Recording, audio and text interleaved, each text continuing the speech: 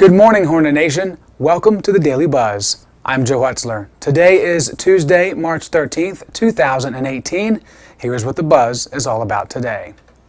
We're going to begin with women's tennis, who had a great week last week in South Carolina, ending the week on 3 straight victories. And yesterday, we had a chance to talk to Sarah Wiley and Coach Johnson about not only what they learned about themselves, but also what they can take into the rest of the season. Well, we talk a lot about the process, just working through the process and the confidence that builds. And the ladies were really impressive with taking a team culture and putting some bricks in that foundation and just starting to kind of expect more out of their team and expect more out of themselves. And so as the week wore on, you saw them starting to win matches.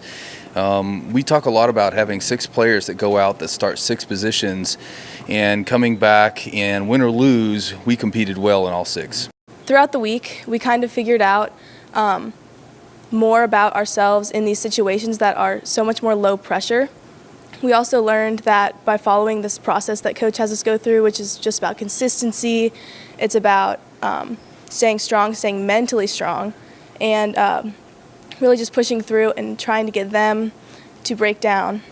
But I think the biggest thing about going to those tournaments is that it's just low pressure, so you really just focus on your game as opposed to what do I have to do to beat their game. We got to get out of the conference. We got to get out of Lynchburg. We've got to see people we haven't seen before, as well as team bonding.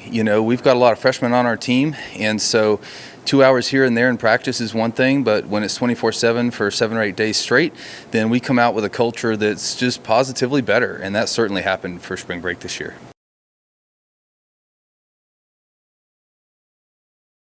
Staying outdoors and a little bit of indoor as well, track had a huge weekend this past weekend. The outdoor team was down at UNCW while Natalie Deacon was earning another All-American award for herself at the Indoor Nationals this past weekend. And we caught up with her and Kevin Moran yesterday to revisit the weekend and also what they can do to help themselves throughout the remainder of the outdoor season. So the overall goal for me is to be able to go to nationals, come out during the 400 hurdles. I had a great step in the right direction. I was doubling this weekend, so I ran the 400, and then one event later I came back and ran the 400 hurdles.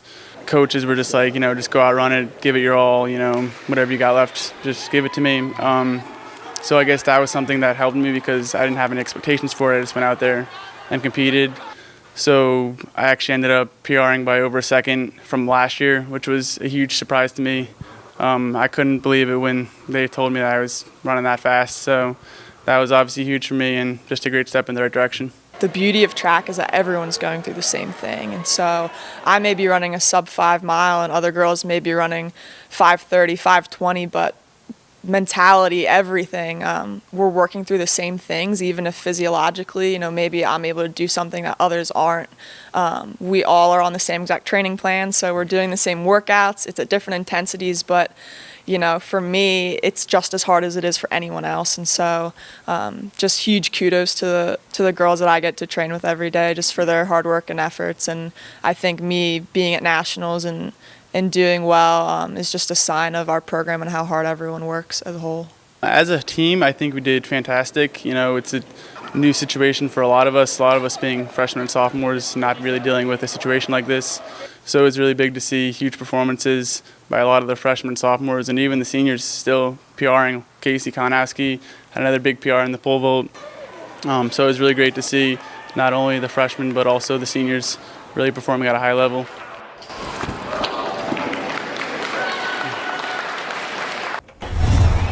Let's move on to show you who else had a great weekend. Rachel Murray, first place in women's javelin and this week's ODAC Women's Field Athlete of the Week. And Deja Mitchell, with that 4th place finish, 5th in Lynchburg all-time with that 400-meter time, earned her an ODAC track. an ODAC Women's Track Athlete of the Week. Annamayya Lacy had her best day yet for Lynchburg with that 7th place finish in the 100-meter hurdles.